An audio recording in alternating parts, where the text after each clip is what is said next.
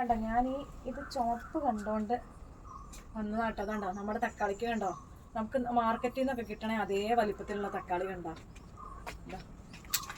നമ്മുടെ തക്കാളിക്കയുടെ ഒക്കെ വലിപ്പം കണ്ടോ, അതാണ് ഈ വലിപ്പത്തിലാട്ടോ ഉണ്ടാക്കണേ.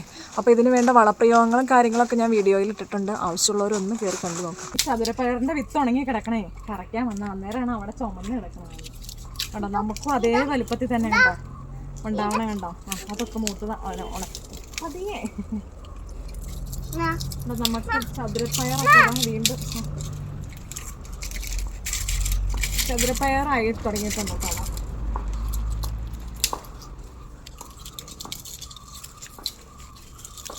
ചതുരപ്പയർ വേണ്ടവരൊക്കെ നമ്മുടെ വാട്സപ്പിലൊന്ന് മെസ്സേജ് അയച്ചേരെ.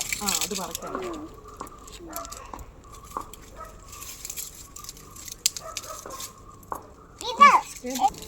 അപ്പോൾ നമ്മുടെ ചതുരപ്പയറിൻ്റെ വിത്തൊന്ന് പൊട്ടിച്ചും കൂടെ വെക്കും കേട്ടോ. ഇങ്ങനെ ഇരിക്കും. ഇതങ്ങ് പൊട്ടിച്ച് വെക്കുവാണെങ്കിൽ എളുപ്പമുണ്ട്. അപ്പം നമ്മുടെ ചതുരപ്പയർ ആവശ്യമുള്ളവരൊക്കെ പറഞ്ഞു തരാം കേട്ടോ. കുഞ്ഞ് പൊട്ടിച്ച പൊട്ടുവോ? അങ്ങനെ ബലം പിടിക്കണം, നല്ല ബലം.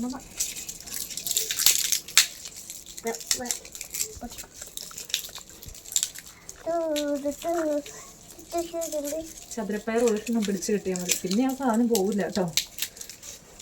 പോവുകയൊക്കെ ചെയ്യും. നമ്മുടെ ഇവിടെ കഴിഞ്ഞ പ്രാവശ്യം വേരിനൊരു പുഴു വന്നു ഇതാട്ടോ. ഇതിൻ്റെ വിത്ത് പുഴു വന്ന് അങ്ങനെ പോയായിരുന്നു. ഒരു വലിയത് കാഴ്ച തുടങ്ങിയപ്പോഴത്തേക്ക് അങ്ങനെയൊക്കെ വന്നാൽ പോവും. അല്ലാണ്ട് അങ്ങനെയൊന്നും 2 ദിവസം വെള്ളം ഒഴിച്ചില്ലെങ്കിലോ അങ്ങനെയൊന്നും ചതുരപ്പയർ പോവില്ല കേട്ടോ. നമുക്ക് എല്ലാ സമയത്തും ചതുരപ്പയർ നമ്മുടെ തോട്ടത്തിലുണ്ടെങ്കിൽ നമുക്ക് കറി ഉണ്ടാക്കണേന് കറിക്ക് ഒരു ക്ഷാമം ഉണ്ടാവില്ല. ഇതാട്ടോ ചതുരപ്പയറിൻ്റെ വിത്ത് ഇങ്ങനെ ഇരിക്കും. അപ്പോൾ ആവശ്യമുള്ളവരൊന്ന് പറഞ്ഞേരെ. ഇനി ചെറിയൊരു നാട്ടറിവാണേ. അപ്പം കണ്ടോ ഈ ചെടി ഒന്ന് വാടിയിട്ടുണ്ട് കേട്ടോ. അതുകൊണ്ട് എന്താന്ന് ക്ലിയർ ആവണ്ടോന്ന് അറിയത്തില്ല. അതുകൊണ്ടോ ഈ ഒരു കായ ഉണ്ടാവുന്ന ചെടിയാണ്. ഇതിൻ്റെ പേരെനിക്ക് കിട്ടണില്ല. ഉണ്ടോ ഈ ചെടി ഇതാണേ. ഉണ്ടോ ഈ ചെടിയിലുണ്ടാവുന്ന കായ ഇങ്ങനത്തെ കായ. ഇല അങ്ങ് വാടിയോണ്ടേ അത്ര ക്ലിയർ ആവണില്ല. കണ്ടോ ഇതെല്ലാം ഉണ്ടാവുന്ന കായ ഇങ്ങനത്തെ കായ കേട്ടോ. അപ്പോൾ ഈ ചെടിയുടെ പേരറിയാവുന്നവരൊന്ന് കമൻറ്റ് ചെയ്ത് തരാം. മറ്റുള്ളവർക്കൊരു ഉപകാരപ്രദം ആയിക്കോളൂല്ലോ. ഇതെന്താ കാര്യം എന്ന് വെച്ചാൽ ഇത് നമ്മുടെ ചുമയ്ക്കുള്ളൊരു മരുന്നുണ്ടാക്കാൻ വേണ്ടി കേട്ടോ. പിള്ളേർക്കൊക്കെ ചുമ വരില്ല അന്നേരം. ഇത് സമൂലം എന്ന് പറഞ്ഞാൽ വേരുൾപ്പെടെ നന്നായിട്ട് കഴുകിയെടുക്കുക. ഇത് ഇടിച്ച് പിഴിഞ്ഞ് ഇത് ഇടിച്ച് പിഴിഞ്ഞ് നീരെടുക്കണം. നീര് മാത്രം എടുത്ത് നമ്മൾ മുട്ട പൊരിക്കില്ലേ, അപ്പോൾ ആ മുട്ടയിൽ ചേർക്കുമ്പോൾ ഉപ്പ് ഒഴിക്കരുത്. ഉപ്പ് ഒഴിക്കാണ്ട് അങ്ങനെ കൊടുത്താൽ പിള്ളേർക്കുള്ള ചുമ അങ്ങനെ 2-3 ദിവസം വെറും വയറ്റ് കഴിക്കണതാണ് നല്ലത്. അങ്ങനെ കൊടുക്കുമ്പോൾ ചുമ മാറുമെന്ന്. കുത്തിയുള്ള ചുമയൊക്കെ ഇല്ലേ, അത് മാറുമെന്നാണ് പറയുന്നത്.